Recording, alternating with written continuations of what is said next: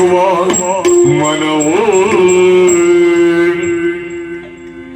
ಜೀವನದಲ್ಲಿ ಯಾವ ಕಷ್ಟವೇ ಇರಲಿ, ಯಾವ ನೋವೇ ಇರಲಿ, ತಂದೆಯ ಸ್ಥಾನದಲ್ಲಿರುವಂತಹ ಮುನಿಗಳಲ್ಲಿ ಓಡೋಡಿ ಹೋಗಿ ನನ್ನ ನೋವನ್ನ ಹೇಳಿಕೊಳ್ತಾ ಇದ್ದೆ. ಆದ್ರೆ ನನಗೆ ಸಾಂತ್ವನದ ನುಡಿಯನ್ನ ಹೇಳುವುದಕ್ಕೂ, ಧೈರ್ಯವನ್ನ ತುಂಬುವುದಕ್ಕೂ, ಕಣ್ಣೀರನ್ನ ಒರೆಸುವುದಕ್ಕೂ ಮುನಿಗಳು ಆಶ್ರಮದಲ್ಲಿ ಇಲ್ಲವಲ್ಲ. ಯಾವುದೋ ಯಜ್ಞ ನಿಮಿತ್ತ ಪಾತಾಳಕ್ಕೆ ಹೋಗಿದ್ದಾರೆ. ಹಾಗಾದ್ರೆ ಬಂದಿರುವಂತಹ ಕಷ್ಟವನ್ನ ದೂರಿಕೊಳ್ಳುವುದು ಯಾರಲ್ಲಿ ಹೇಳಿಕೊಳ್ಳಲಿ? ನನ್ನ ಕಷ್ಟವನ್ನು ಪರಿಹರಿಸುವವರು ಯಾರಿದ್ದಾರೆ ಶಿವನೇ? ಯಾರಿದ್ದಾರೆ? ಕಂದನನ್ನು ನೆನೆಯುತ್ತ ಜನಕಜನೊಂದುಗೊಳ್ಳುತ್ತಿರುವಾಗ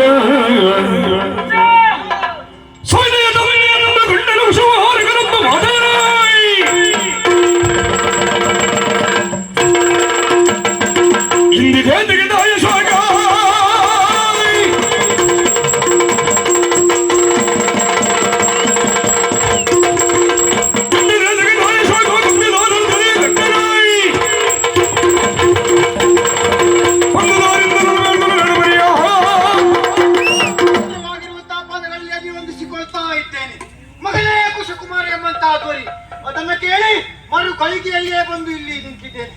ಅಮ್ಮ, ಸುತ್ತಮುತ್ತ ಆಶ್ರಮದ ಪರಿಸರವನ್ನು ನೋಡ್ತಾ ಇದ್ರೆ ಕಾರ್ಮೋಡ ಕವಿದಂತಹ ವಾತಾವರಣ.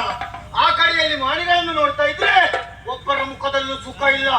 ಯಾರಿಂದ ಯಾವ ಪವನೆ ಬಂತು, ನನ್ನಿಂದೇನಾಗಬೇಕು ಹೇಳಿದ್ದಾನೆ. ಕಂದ ಕೇಳು ಲವನು ವನಕ್ಕೆ ಬಂದಾಗ ಯವನೊಂದ ಕಂಡು,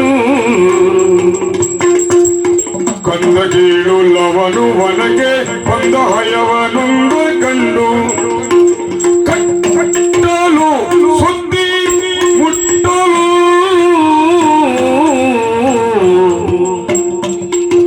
ಒಂದು ಜನಪದುರದಿ ಗೆಲಿದು ಬಂದಿಸುತ್ತಲವನ ರಥದಿಯೇ, ಒಂದು ಜನಪದುರದಿ ಗೆಲಿದು ಬಂದಿಸುತ್ತಲವನ ರಥದಿ, ಒಯ್ದನು ಹೊರಳ ಕೊಯ್ದನು.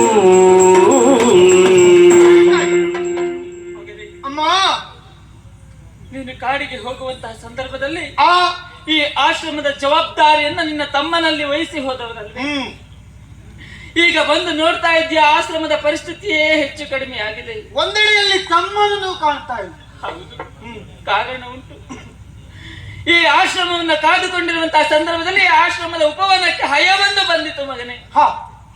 ಬಂದಂತ ಹಯದ ಹಣೆಯ ಮೇಲೆ ಲೇಖನ ಒಂದಿತ್ತಂತೆ. ಅದನ್ನ ನಿನ್ನ ತಮ್ಮ ನೋಡಿದ್ದಾನೆ. ನೋಡಿದ್ದು ಮಾತ್ರವಲ್ಲ, ಅದನ್ನು ಓದಿದಂತಹ ನಿನ್ನ ತಮ್ಮ ಕ್ರೋಧಗೊಂಡಿದ್ದಾನೆ. ಅಶ್ವಮೇಧ ಯಾಗದ ಕುದುರೆಯಂತೆ ಅದು. ಓಹೋ, ಬಂದಂತಹ ಬೆಂಗಾವಲಿಗೆ ಬಂದವರಲ್ಲಿ ಹೋರಾಟವನ್ನು ಕೊಡುವುದಕ್ಕೆ ನಿನ್ನ ತಮ್ಮ ಮುಂದಾಗಿದ್ದಾನೆ. ಬಂದಂತಹ ವೀರ್ನೆಲ್ಲ ದರಶಾಹಿಯಾಗಿ ಮಾಡಿದವನು ನಿನ್ನ ತಮ್ಮ. ನನ್ನ ತಮ್ಮ ತಾಯೇ, ನನ್ನ ತಮ್ಮ. ಆದರೆ ಆ ಸಂತೋಷ ಹೆಚ್ಚು ಕಾಲ ಉಳಿಯಲಿಲ್ಲ ಮಗು. ಯಾಕಮ್ಮ?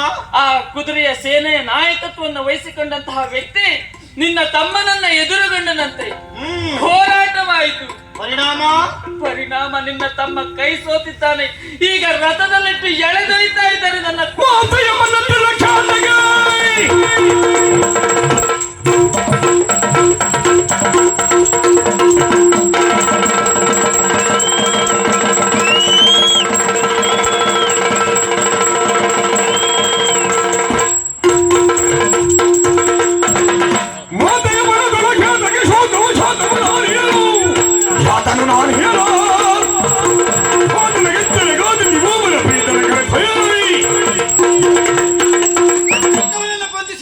ಕಾರಣಕ್ಕಾಗಿ ಶೋಕವಮ್ಮ.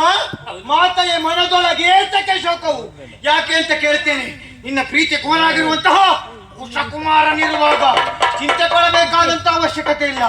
ನನಗಪ್ಪಣೆ ಕೊಟ್ಟಿರಿ ಅಂತಾದ್ರೆ ಸೆರೆಯಲ್ಲಿರುವಂತಹ ತಮ್ಮನನ್ನು ಬಿಡಿಸಿಕೊಳ್ತೇನೆ.